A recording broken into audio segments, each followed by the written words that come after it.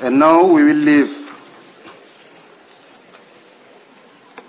to Professor Cheikh Babou, and Imam Bashir Lo will introduce him.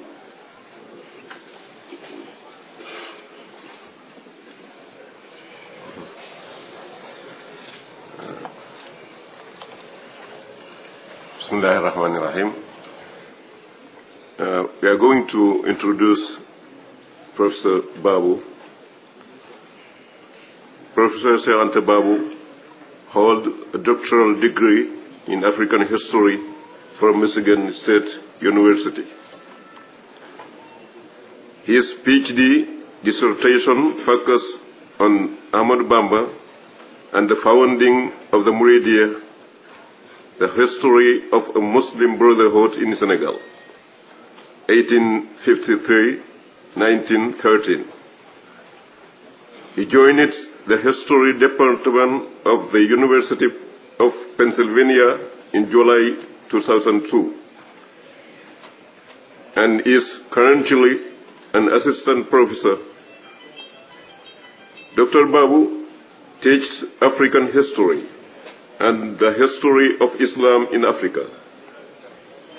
His research focuses on Francophone West Africa from 19th century and the contemporary African diaspora in France and United States.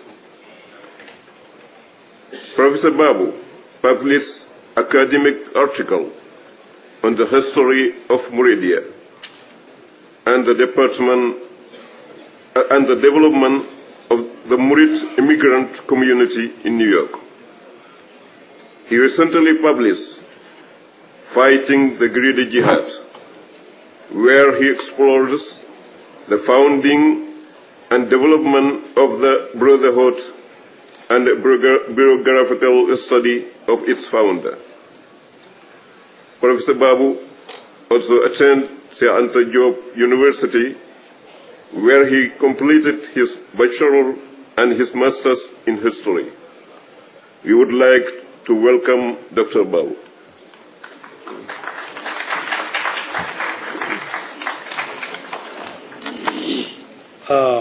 Thank you very much, Imam Sheikh Bashir. For the sake of time, I think we have something like 50 minutes left for 2 lectures. I hope I will be as successful as Muhammad in summarizing. But what we'll try to do is to perhaps take, say, 20 minutes to complete the lecture. You'll forgive me for the unwieldiness because I was not prepared to make a summary on the fly. My topic of today is the youth in the teaching and practices of Cheikh Ahmadou Bamba, lessons and obligation for future generations. I would like to start by extending my greetings to all of our brothers and sisters present here. And I would like to particularly recognize Serigne Mamor Mbake and all those who from around the world are gathered here at the headquarters of the United Nations and on the internet to commemorate the 20th anniversary of Cheikh Ahmadou Bamba Day in New York City. This year, the Cultural Commission of the Murid Islamic Community in North America has asked me to entertain you about the youth in Cheikh Ahmadou Bamba's teaching and practices. This is an important and timely subject. In this era of globalization, with the velocity and intensity of cultural transaction in a world dominated by materialism and Western values, many are concerned about our ability to protect and expand positive religious and cultural values. In this struggle, the youth are the key because they represent the future of any society. They are the seeds from which societies are made. A community's destiny is intimately linked to the quality of its youth. Cheikh Ahmadou Bamba understood this. His writings, sermons, and letters are replete with counsels, admonitions, and warnings to the youth. I can say with much confidence that his life as a whole constitutes an open book dedicated to guiding the younger generation through the right path. What I like to do in the next few minutes is to open this book, that is Cheikh Ahmadou Bamba's life, to you and read with you and highlight some chapters to draw lessons from and to learn from. I will look at Cheikh Ahmadou Bamba's life as a family man, as a guide and as a thinker, to analyze how he dealt with some of the issues that are facing the youth today. And then I will offer my reflections on the challenges confronting us as youth, but also as parents and guides. The talk is divided into two major sections. In the first section, I explore Cheikh Ahmadou Bamba's philosophy and practices regarding the youth, and by stressing the principles and ideals that shapes his teachings. In the second section, I turn to our generation, especially those of us living in the diaspora, to explore our struggles, obligations, and responsibilities vis-à-vis the youth. We cannot understand Ahmadou Bamba's teachings about the youth without first understanding the teachings of Islam about the youth, because nothing that Ahmadou Bamba say or do differentiate from what Sunnah and Al-Quran and Sharia says. So we need then to be grounded a little bit. I will not expand on this because of the sake of time, but I just would like to highlight some of the rights and obligations of youth in Islam before I get to how Cheikh Ahmadou Bamba actually practices those principles and teaching of Islam. We know that for Islam, the right for the youth start even before conception. The place of the youth in Islam can be gauged by the paramount importance given to the institution of marriage. Prophet Muhammad said, marriage is the half of faith. Legislation about marriage and family law constitutes perhaps one of the richest, most detailed, and most influential area of fiqh and the Sharia. The famed medieval thinker Al-Amid Al-Ghazali, who, as you know, had major influence on Cheikh Ahmadou Bamba, in his famous book Ihya Ulumuddin, ascribed three major objectives to marriage. First, to protect from what is unlawful. Second, to procreate a virtuous offspring. And third, to perpetuate the Islamic nation. Ghazali then seems to consider the institution of marriage as the key instrument to making a society. So the first right then for a child is a good mother. And the first obligation for a parent, whether a husband or a wife, is to select a good partner. This is understandable because our perception of the world and our understanding and adoption of social values are mediated by our parents and neighbors. We mimic the behavior around us, and only gradually do we build our own based on that foundation. The Muslim adult, whether female or male, is enjoined to carefully then vet his partner. He is warned not to put beauty, wealth, or fame over faith and virtue. In this regard, Islam and African society equally recognize a central role to the mother. Ghazali insists on the necessity to always marry a woman with a noble character. And as we know in our tradition, liggéeyu ndey añub doom. Then the first right is the right to a good mother. The second right is the right to a good name. And here I will just quote one hadith from the Prophet ﷺ when he said, the day of judgment you are called by your first name, therefore be mindful of the name you give to your child. The fourth right I would like to talk about a little bit is the right to education. But perhaps from the Islamic perspective, the most important right of the youth and obligation for the parents after satisfying the biological needs of your child, that is food, shelter, healthcare, is education. The study and transmission of knowledge have always been at the heart of Islamic tradition. Islam is a religion of the book and a religion of commentary.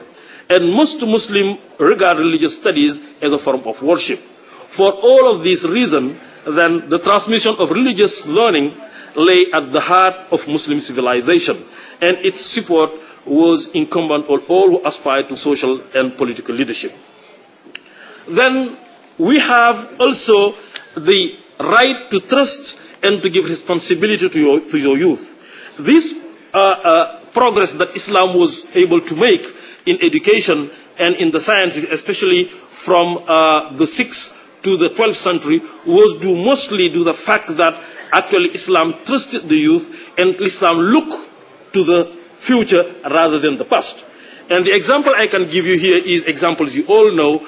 And here we have, for example, the example of Ali ibn Abi Talib, whom all of us know, Zayd bin Thabit, that all of us know, and all of them were very young when they became secretaries of Prophet Muhammad, and later on, these two persons will be central to the collection and publication of the Quran.